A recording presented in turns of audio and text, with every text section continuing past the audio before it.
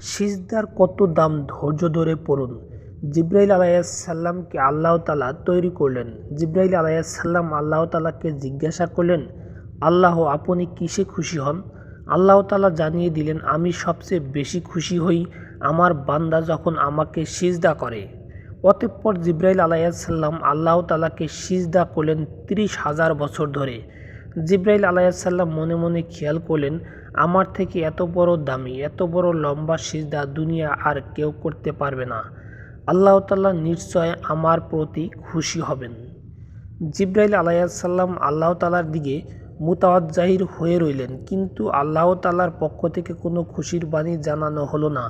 জিবরাইল আলাইহিসসালাম আল্লাহ তাআলাকে জিজ্ঞাসা করলেন, আল্লাহ আমি যে এত লম্বা সিজদা করলাম, আপনি কি আমার সিজদার প্রতি কোনো খুশি হন নাই? আল্লাহ তাআলা জানিয়ে দিলেন, জিবরাইল তোমার জবাব আমি দেব, তার আগে তুমি একটু আরশে আজিমের দিকে তাকাও।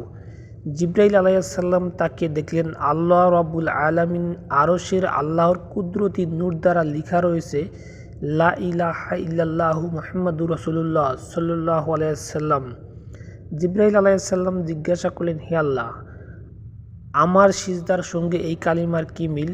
আল্লাহ তাআলা বললেন, ও জিবরাইল শোনো, আমি আল্লাহ এই দুনিয়া তৈরি করব, ওই দুনিয়ার মানবজাতি ও জিন জাতির হিদায়াতের জন্য লক্ষাধিক নবী রাসূলকে পাঠাবো। সর্বশ্রেষ্ঠ ও সর্বশ্রেষ্ঠ নবী মুহাম্মদ সাল্লাল্লাহু আলাইহি সাল্লামকে পাঠাবো।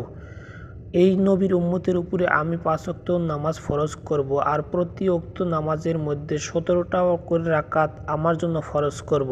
প্রত্যেকটা রাকাতের মধ্যে 2টি করে সিজদা হবে, আর প্রত্যেকটা সিজদার মধ্যে ওই নবীর উম্মত 3 বার করে সুবহান রাব্বিয়াল আলা পাঠ করবে। জিবরাইল তুমি জেনে রাখো, আমার ওই মাহবুব নবীর উম্মত যখন সিজদা গিয়ে সুবহান রাব্বিল আলা বলে আমাকে ডাক দিবে, জিবরাইল তুমি 30,000 বছর সিজদা করে যে নেকি পেয়েছো, আমি আল্লাহ আমার বান্দার আমল নামা এর থেকে 40,000 গুণ বেশি নেকি লিখে দিব। সুবহানাল্লাহ। এই জন্যই মুসা আলাইহিসসালাম কাঁদছেন, আল্লাহ আমাকে ওই নবীর উম্মত বানায় দাও যে নবীর উম্মত এক সিজদায় জিবরাইল আলাইহিসসালাম এর সারা জীবনের 30,000 বছরের সিজদার নেকি লিখে নিয়ে গেল। আমরা সেই নবীর উম্মত, আমাদের কি করা উচিত আর আমরা কি করছি? আল্লাহ আমাদের 5 ওয়াক্ত নামাজ পড়ার তৌফিক দান করুন। আমিন।